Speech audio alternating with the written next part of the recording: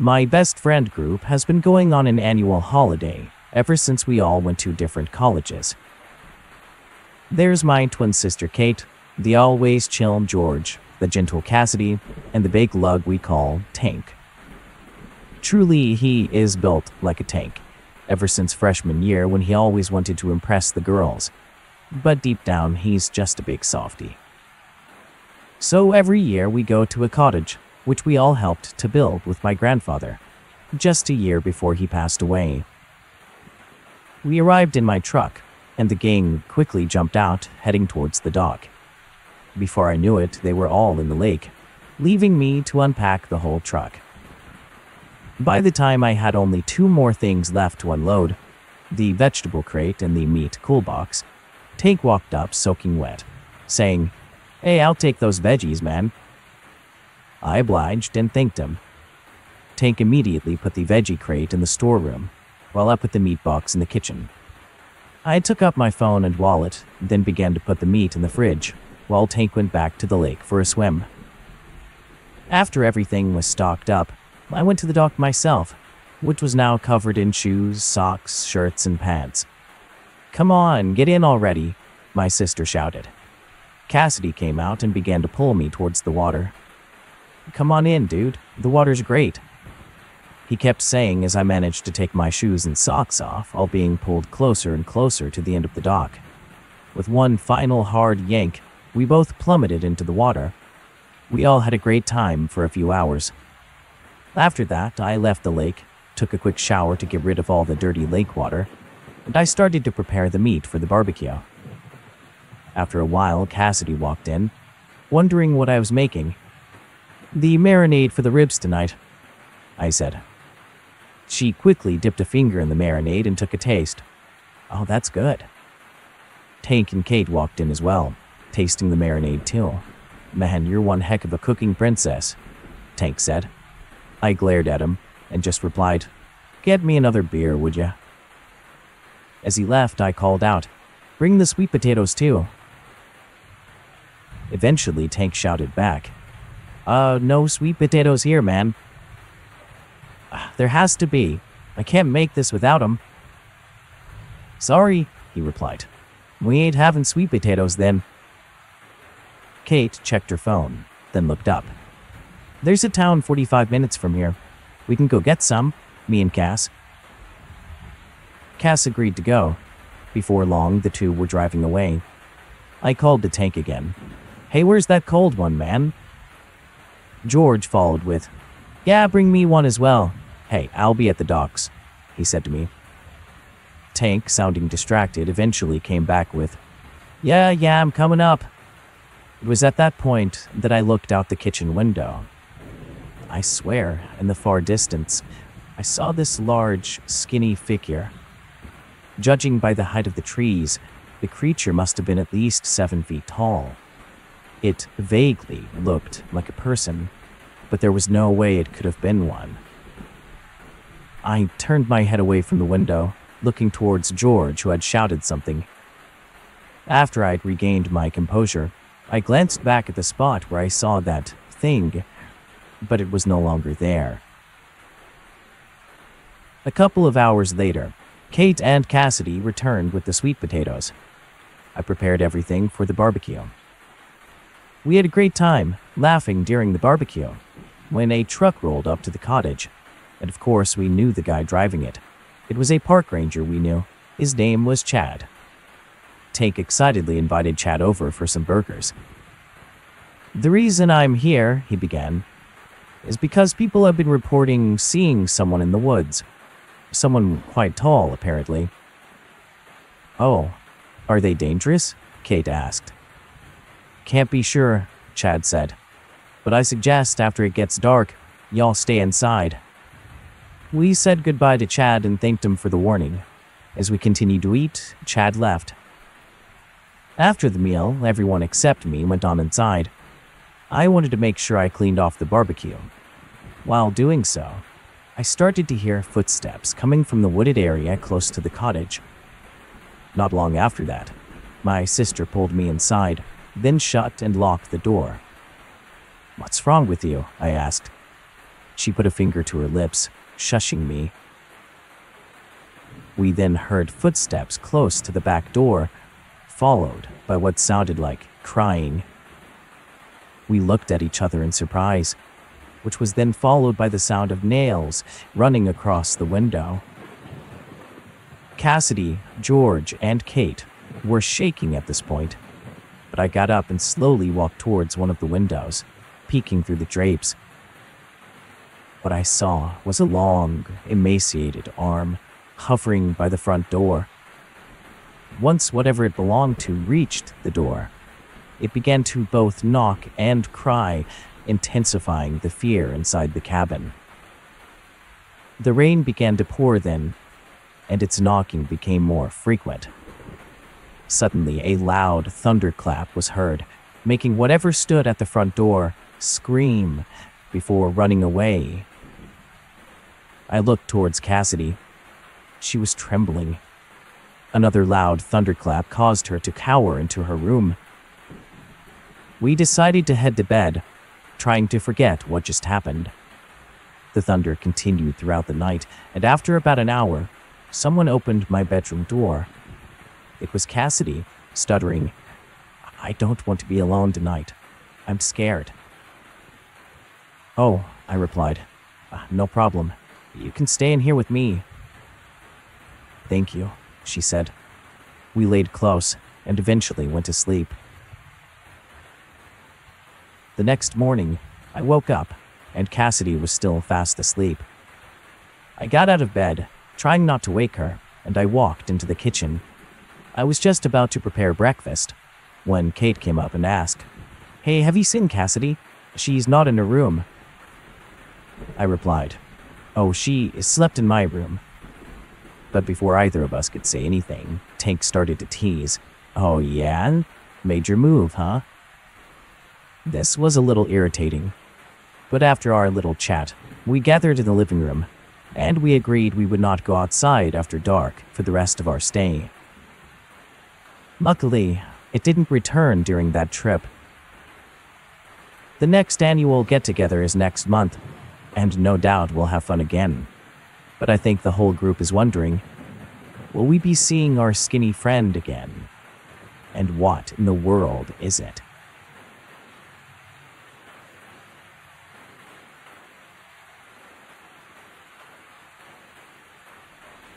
This encounter happened when I was about 10 years old. My brother Dwight and my cousin Neil and I saw a strange humanoid on the Navajo reservation, which I can only describe as Slender Man-like. We are warned by our elders for a reason, and before this encounter, our grandmother always told us not to whistle in the dark. We would ask her why, and she responded with some genuine concern. Because the bad things don't use language to communicate. They communicate with strange sounds, and only they know what they're saying. By whistling, you're inviting them to come and communicate. The first time she said that, we all looked at each other and giggled under our breaths, thinking our grandmother was making up stories to scare us. As it so happened, a couple of months later, the three of us found ourselves at a junior high school dance. It was in the beginning of November, so it got dark pretty quick in the evenings. It was an awkward night of preteen kids peering at each other through the dim-lit cafeteria, girls on one side, boys on the other, everyone too afraid to dance. No one danced, but the boys were boasting about who they almost danced with when the light came on. One by one, everyone went home. The three of us were left, but we were acting tough, saying we could walk home in the dark. But that became our reality when we turned down a final offer to be driven home. We quickly hated ourselves when the red taillights disappeared into the darkness. Our town is pretty small. We're far enough away from city lights that during the night we can see all the stars. Our home was about 2 miles away. It's not that far, but it would be to 10-year-olds. We started up the road, which went up on a decline and about 10 degrees, then got a bit more steep towards the top. All told, it's about a mile to the top with cliffs on both sides, which is lined with metal guardrails, like you see on mountain roads. But there is enough space on the shoulders for a car during emergencies. The full moon that night gave us some sense of security, and soon we were bragging to each other about which girl we would have danced with if only there was more time. Then, without any warning, Neil began whistling a tune. Specifically, Every Rose Has a Thorn by Poison. This probably dates us, but whatever. Dwight and I looked at our cousin with our eyes asking, "What did you just do?" Neil looked at us and responded, "You guys don't believe that mumbo-jumbo, do you?" Nervously, we answered with a question. "No." Neil whistled a long note, which echoed in the cliffs by the road. Triumphantly, he said, "See," as if he had discovered something great. Angrily, I tried to cover being scared by saying, "Stop, let's just focus on getting home." But Neil prodded at me. "Are you scared?" He was about to whistle again when he was interrupted. There was a long whistle that started low and crescendoed at a high pitch. We all immediately began to scan the landscape, using the moonlight to look for anything that was moving. We asked one another if we recognized who that would be, or if we saw anything. It was a long minute that we all held our breaths and stopped moving so we could hear if there was anyone else out there. With eyes wide open and ears alert, we looked at each other, seeing panic on our faces. We eventually continued up the road. This time our pace doubled. We all kept looking behind us, feeling eyes on us. As we neared the top of the road, Dwight looked back and said, "Wait, I see something moving." We all stopped and looked back. From the distance we could see a human shape walking down in one of the cliffs beside the road. In the moonlight, we could see it was wearing dark clothing, and its face was white. But none of us remember seeing the hands. It walked parallel to the road for a few steps, then began to walk perpendicular to the road. Then we saw the thing take one step onto the road, and it strolled in the middle of it, stretching out its arms, touching both the metal barriers on either side of the road. Its arms would have to be impossibly long to do that. We were petrified while this humanoid thing established itself there. We all grew up with Navajo culture, so I had bitter root that keeps you from succumbing to fear, kind of like smelling salt. So I took a big pinch and put it in my mouth. I then gave some to my cousin and my brother. After that, we ran up the road, instinct driving us. I could hear my heart pounding in my chest as we passed vegetation, fallen tree limbs, and roadkill. At one point, a rabbit joined our frantic getaway, then disappeared behind a yucca plant. The crickets seemed to cheer us along, and the moon lit our way. We all hit the top and saw a neighbor's light in the distance. We ran towards it. We didn't talk, just ran. And as we came up on the neighbor's house, we were greeted by his dogs. The dogs at first thought we were strangers, but soon recognized us and began begging to play with us. I tripped in the process. I tumbled, noticing my right arm hurting, but I got up and kept going. At some point, the dogs gave up, returning to their house. By then, we were about a quarter-mile from safety. Suddenly, behind us, we heard the same neighbor's dogs raise a ruckus again. This time, there was no recognition. We could hear resentment and anger in their barks. When we heard them barking like that, we looked at each other again, and we knew that thing had followed us from the road. With our lungs and legs burning, we all focused on the doorknob we were heading towards. With great relief, we all reached the door, and somehow we all went through the door at the same time, collapsing in the living room floor. Our grandma came running to our side, putting water on our faces and smudging us with sage. She gave us some more bitterroot and chanted a protection prayer. At that same point in time, our dogs began to bark. My dad took some bitterroot too, smudging his rifle, and he went outside. After a moment of silence, we all heard him fire a single round, probably in the air. A moment after that, we heard the long whistle that started low and crescendoed to a high pitch again. We heard a second shot, and my dad came back inside. He never mentioned or said anything about the incident. He never told us what he might have seen. After our encounter, more people began having encounters, and they all seemed to happen near the school. Some janitors even refused to work alone in the buildings at night, and security always patrolled in pairs after that. The creature was given the name Mr. Black, and that was basically the end of our encounter.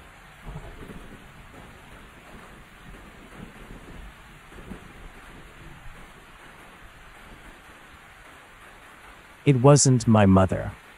From Blair 17. I live in the south of England. My house is a bit off track, just next to a small forest.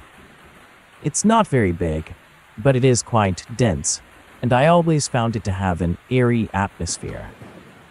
For context, it's important to know that at the time, my parents were on a short trip over the bank holiday and would be returning in 2 days. Also, since our house is not that easy to access, and we don't have any neighbors, it's quite rare to hear any other sound than some occasional birds or stray cats. Our house is quite old, at least 200 years.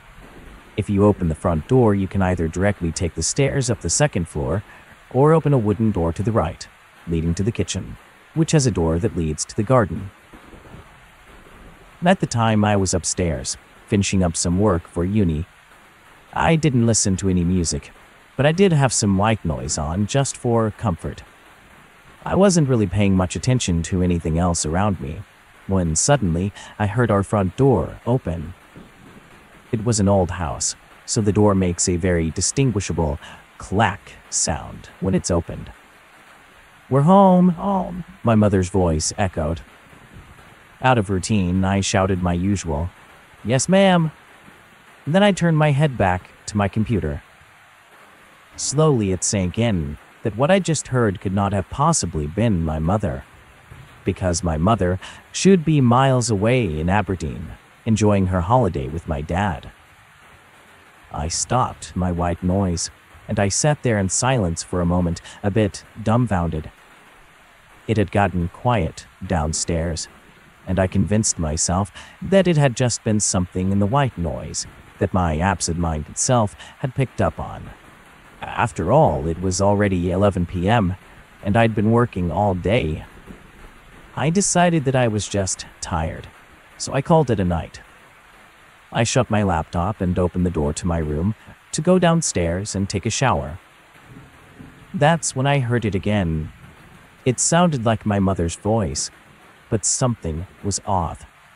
It sounded muffled, as if she was talking into a pillow, and her Limerick accent had been replaced by my dad's posh Cambridge accent. "Ray, Ben, come and take out the trash." I froze on the spot. That couldn't be my mother, I thought. Obviously, my mind went to burglars or some other kind of intruder. I snuck into my dad's study, where he kept our hunting gear, and I took my 5.6mm Kral Pro air rifle out of the locker. I'd heard about people being murdered by burglars that were caught red-handed, and I wasn't about to be one of them. Slowly, I crept down the stairs, being careful to skip over the squeaky boards that could have blown my cover. Once I reached the last step, I slowly opened the door to the kitchen, and I shouted I was armed, not afraid to shoot if I needed to. No answer came.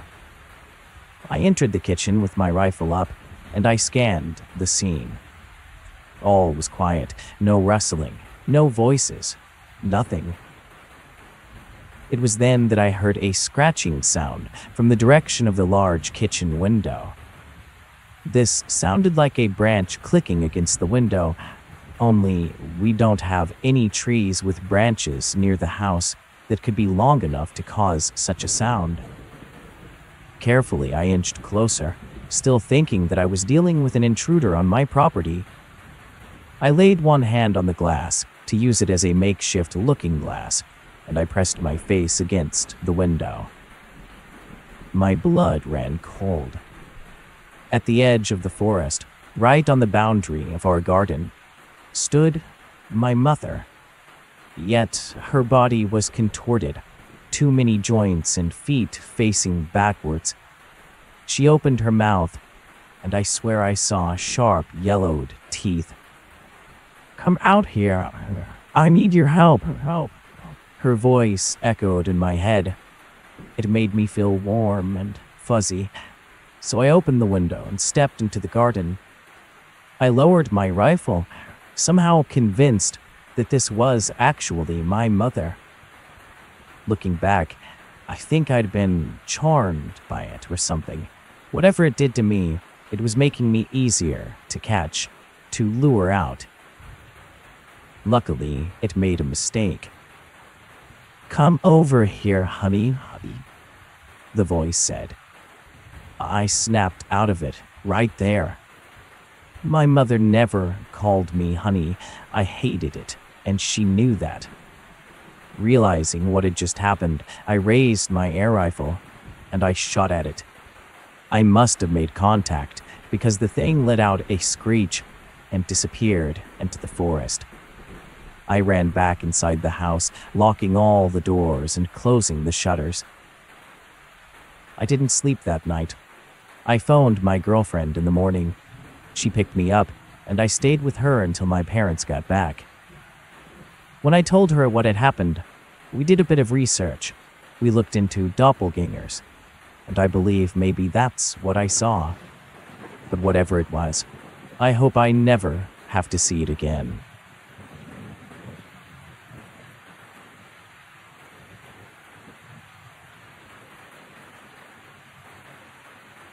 Listen to me when I say I'm not easily scared of anything.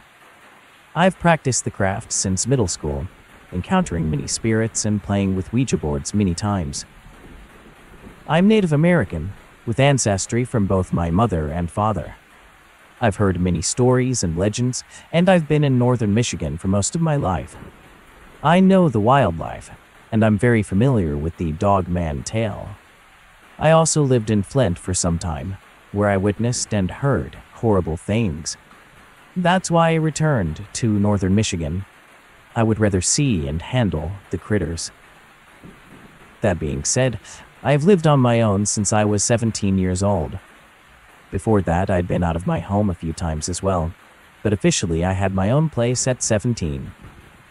I am comfortable being alone. In fact, I enjoy the solitude of mornings in my house. I used to live downtown, but for personal reasons, I won't share my location. However, I recently moved out to the country, finding a cute house to call home.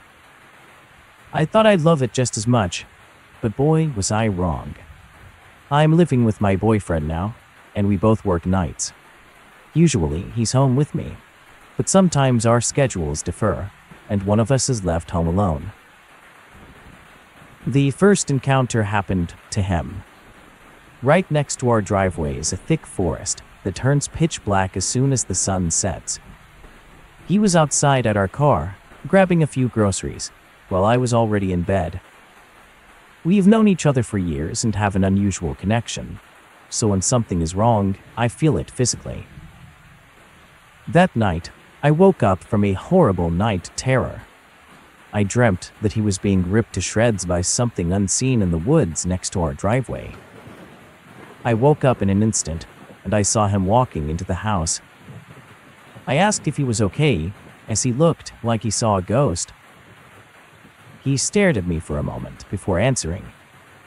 He had heard something behind him from the thick forest. He described it as a horrible bone-cracking sound, similar to the cliché noise from the Grudge movie. At first, I laughed because of the description, but he insisted it was true, and I could tell by his expression that he was shaken up by the experience.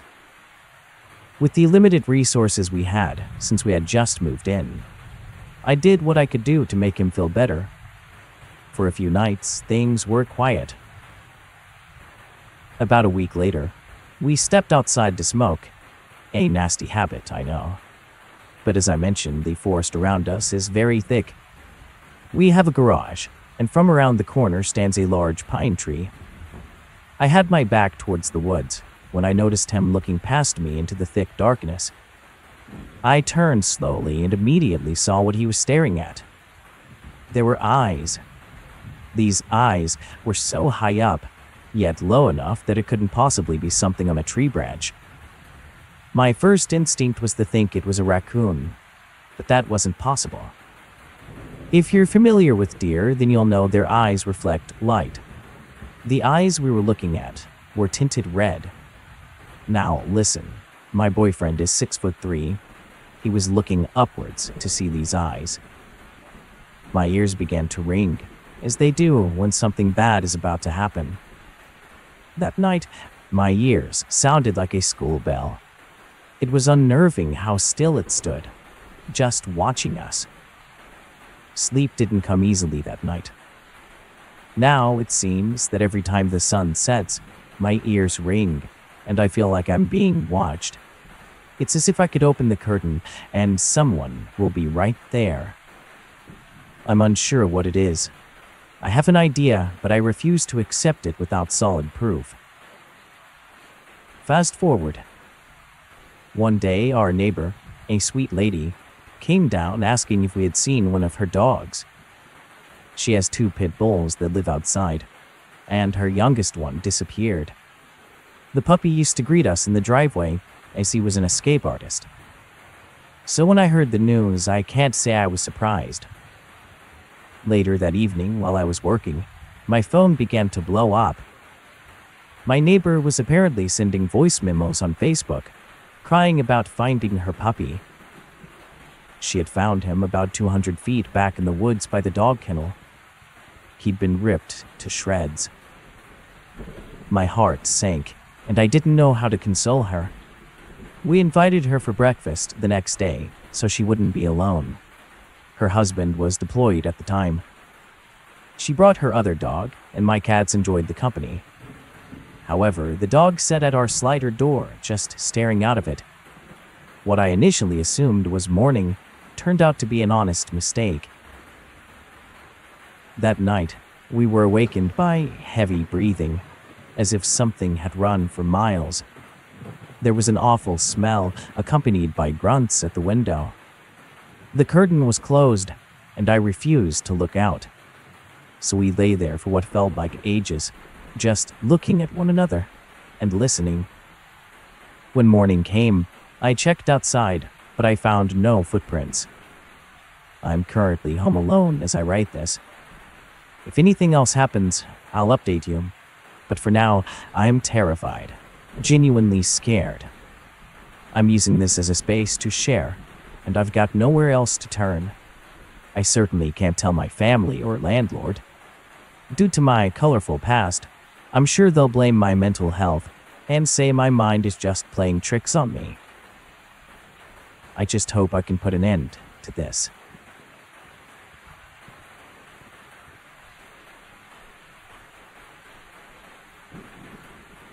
I'm a 29-year-old woman living in a relatively small town in Kentucky. Growing up, my mother sometimes had the most random boyfriends. That was while she was dating a guy that lived in a trailer park that these experiences happened. I was only about 9 years old when all of this went down. The first experience came about one day when my mom took my 2 brothers and I to go and visit her boyfriend. The trailer park in which he lived was fairly large and surrounded by huge wooded areas. Many people lived there, and someone even owned a small poodle breed dog that ran around playing with everyone, and I think it loved getting pets from us. His name was Snoopy. Well, one day Snoopy went missing. He never showed up, That obviously wasn't normal for him. His owner told us that he never came back home one day, so a bunch of us got together, and we went looking for him. We couldn't find him anywhere, and we searched for hours. We'd pretty much given up hope when someone yelled out that they'd found something.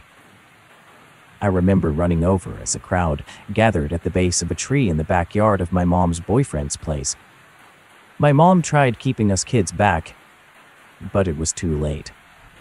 I got a good look at what it was people were freaking out over. It was a pile of skin and fur. Dirty, white, curly fur that was just like Snoopy's. Still attached to the skin, the rest of the body nowhere to be found. We all stared at it in shock, wondering how this could have happened. As far as we knew, no one would have wanted to hurt the little dog. He was a sweet little thing, and never bothered anyone, except to play. No explanation was really given, and that pile of skin and fur was quickly disposed of. A couple of weeks later, my mom wanted to go see her boyfriend again. Once again, she took me and my two brothers along. But first, we stopped by a friend's place, who happened to live in the very same trailer park. We were there for only a few minutes. When we pulled up and got out of the car, I noticed a little black cat. I love animals, so I went over to pet it, before heading on into the friend's house. We must have been there around 10 or 15 minutes tops before leaving. While I walked back to the car, something caught my eye. Something glistening under the streetlight. It was nighttime at that point, so the streetlights were on. I approached it out of curiosity, and I was surprised to find the body of a small cat. It was the same size of the cat I'd just been petting only minutes ago. The only issue was, the body had no skin. None whatsoever. The thing was just bone, meat, and muscle, but no skin, no fur. In fact, it was still wet, emitting some warmth from its body as if it had just happened. I pointed it out to my mom. She was disgusted, quickly telling me to leave it alone and to get in the car. I remember Snoopy coming to my mind then. I thought it odd that now 2 animals had been skinned with no explanation. As the days passed, I put these poor animals in the back of my mind. We kept on making visits to my mom's boyfriend, us kids hanging out in the neighborhood. Other non-related odd things happened here and there, like the time my oldest brother and I found a Pennywise clown suit nailed to a tree in the woods. For me, the scariest thing that happened was one day when my little brother and I were lying outside on a picnic table. It was the afternoon. We were in my mom's boyfriend's backyard. As we lay there, my little brother decided to take a nap. I wasn't really sleepy, so I just looked at the clouds for a while, surveying the surrounding area. This backyard was quite large. There was a big area of woods back there and a huge field that belonged to a neighbor. Only a thin, rusted wire fence separated the field from the backyard.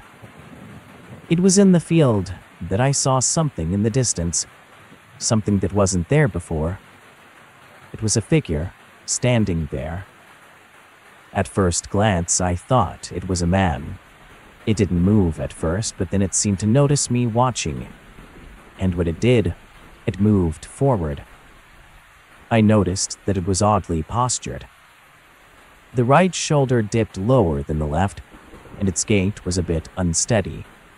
As it drew closer, I saw more details. It was at least 6 feet tall, maybe more, and what I had thought was clothing now looked like rags from a distance hanging off the figure. Its arms were longer than a human should be, and the hands looked way bigger, possibly even clawed. I soon realized this was no man that I was looking at. My eyes widened, and I shook my little brother awake, pointing to the figure and asking, "Do you see that?" He rose and looked at the figure, and his eyes went wide. He replied with just a nod. I looked back too, realizing in horror that the thing had gotten even closer to us. From what I could see, it didn't even have a nose. Instead, it had what looked to be nostrils on its face, kind of how it would look if you cut the nose off a man. Its eyes were pitch black. It had an arm outstretched towards us, as if reaching out to us. I looked back to my brother and told him, "We need to run." We both leapt off the table and ran as fast as we could, and I swear we could have given the Flash a run for his money. We ran towards the trailer, but we hadn't yet made it out of the backyard before that thing let out a scream. The scream is hard to describe, something like a roar mixed with nails on a chalkboard. It was terrifying, and neither of us looked back to see if the creature was any closer. We bolted inside, and of course I told my mom, but she didn't react the way I expected. She seemed to figure we were just imagining things. Naturally, I guess. But we refused to go back outside.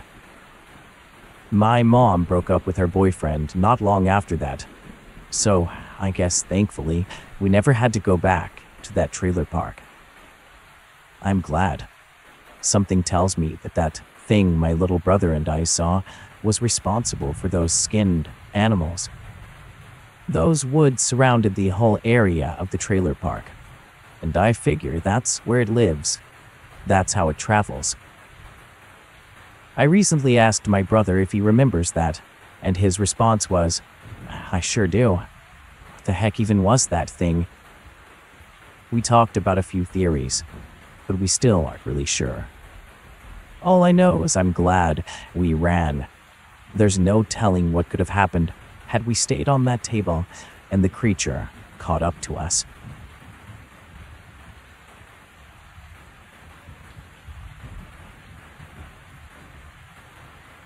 This encounter happened to me 4 years ago when I was 16.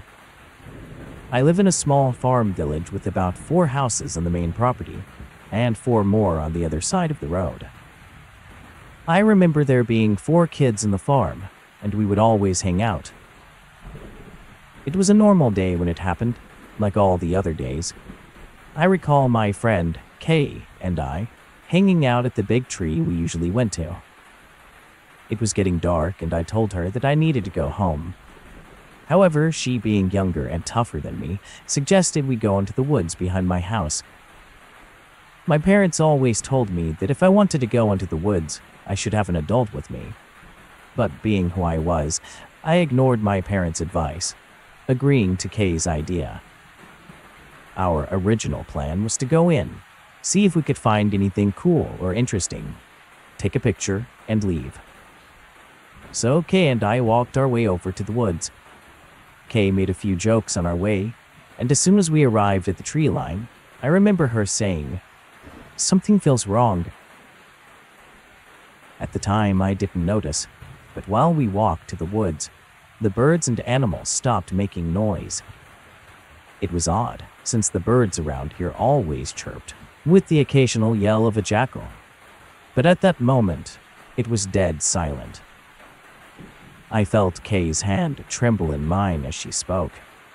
On second thought, "Let's go home." She started to walk away, but I got confused and annoyed at the same time.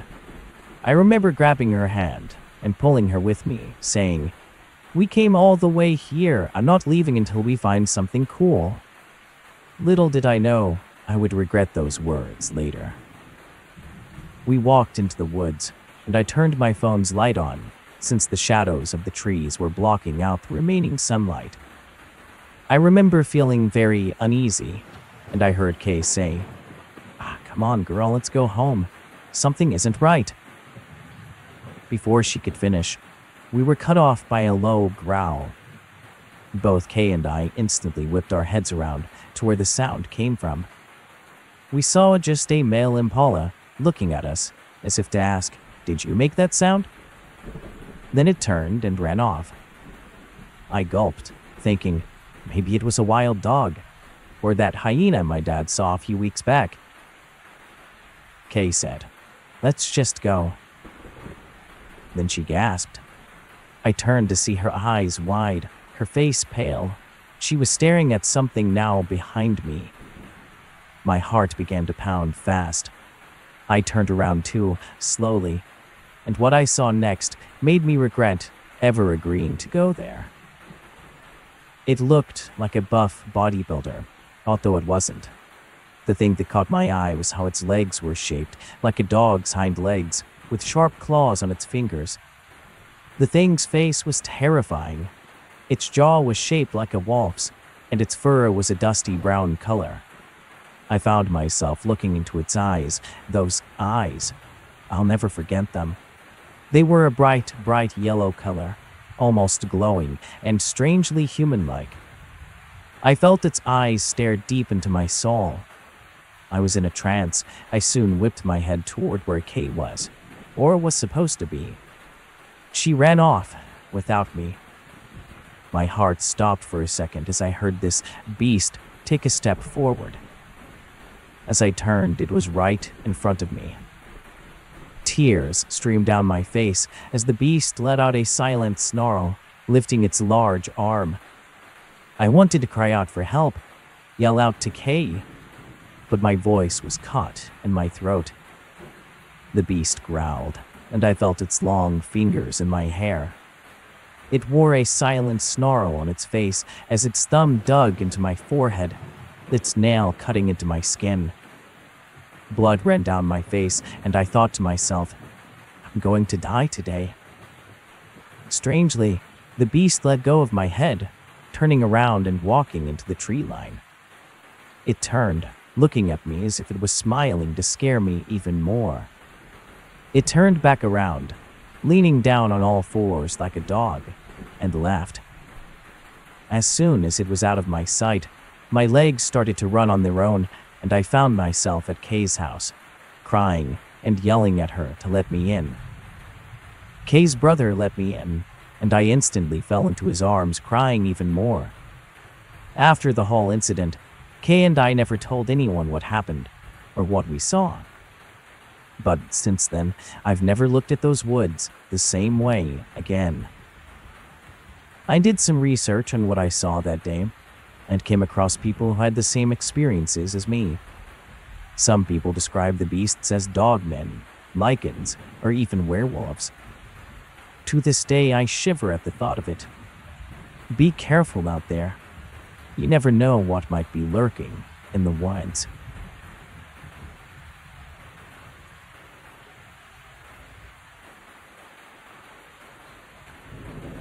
Throughout my whole life, I've experienced many scary things, but this one just stuck with me throughout my lifetime. To start this, I'll give you some backstory. I was 8 or 9 years old at the time. I lived in Arizona. I had 3 friends back then, Jack, Austin, and Cal. Throughout my childhood, I loved to play with them on trails near my house. Even if it was 100 degrees out, my friends and I would still spend hours on these little trails, playing soldiers with toy guns and having a great time. But on this one trail, there was a small metal hatch that most likely led to nothing. My friend always said, it doesn't go anywhere, but I always got a weird feeling around it. As we got a little older, we started to go out later and later at night. But every time we would go out during the night and pass the metal hatch, we would hear strange noises, like something breathing heavily or low growling. The growling sounded hollow and unnatural. We always thought it was someone messing with us, and we would shake it off. Every night, the noises got more noticeable and louder, but nothing would be there. Then a couple of weeks went by with no noises at all, and we sort of forgot about them. One Saturday night, we were heading home from a long hike, talking about how we would plan our sleepover, when we heard a new noise we had never heard before. It sounded very far out, but I could make out something. It almost sounded like words, but just gibberish, not real words.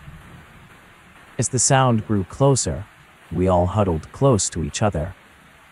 Then, We heard a scream that sounded like every single animal scream or howl all at once, so we booked it. As we ran, I looked behind us and I saw a shadow. It almost looked like a hunched-over person, but a little off. We all burst through the door of my house and yelled for my mom. She ran down to us and said we were just being silly and needed to go to sleep. To reassure us, my mom sent out my older brother and my dad to search the trail to see if there were any monsters. My dad and brother loved the supernatural, so I knew they would look around. That was my chance to get a look at this thing that had been lurking behind us for so long.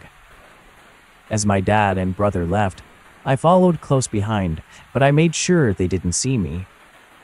I hid behind bushes and a big rock on the way to the trail. As we made it up to the metal hatch, I saw that it was now open. When I saw this, I screamed, and my dad and brother looked at me with frustration and concern. "I thought your mother told you to stay home," my dad yelled at me with anger. But as soon as he yelled, the thing was there, right in front of my dad. I got a good look at it. It was 4 or 5 feet tall, with long, sharp fingers and grayish skin, with bits of skin missing and blood on its horrific face. That face still gives me the creeps. It had 2 yellowish eyes and long, sharp teeth with blood on the tips. It seemed to smile at us. But we were gone soon after, sprinting all the way back home as quickly as we could. After that, it was all a blur. But I do remember my dad asking me if I was okay, but not much after that. To this day, I still don't know what that thing was. I couldn't find anything that looked like that on the internet, so I felt like sharing this story here. Whatever it was, I hope it escaped and got far away from me.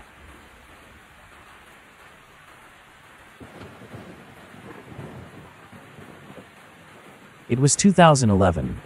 My family and I had just gone down to Lion's Head to visit my stepdad's brother and his family. I was at a point in my life where I hated everyone. I just wanted to be by myself. I was rebellious, and I didn't care if anyone knew.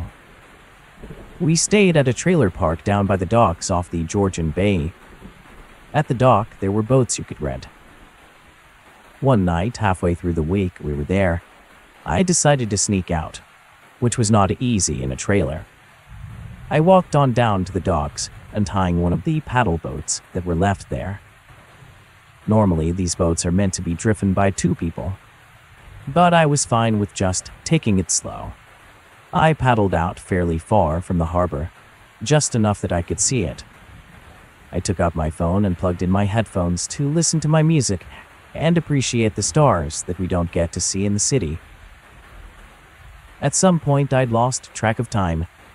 I was beginning to nod off. I decided then I should probably go back, so I got up from my resting position and looked around, searching. At first, I was oddly calm, thinking that staying a few more minutes would probably be fine. But after a few more minutes, a strange fear finally set in. I couldn't see the harbor. Or was it? I mean, it had to be around there somewhere, but where? I started to paddle towards the closest landmass I could see. I couldn't be that far from the harbor, right?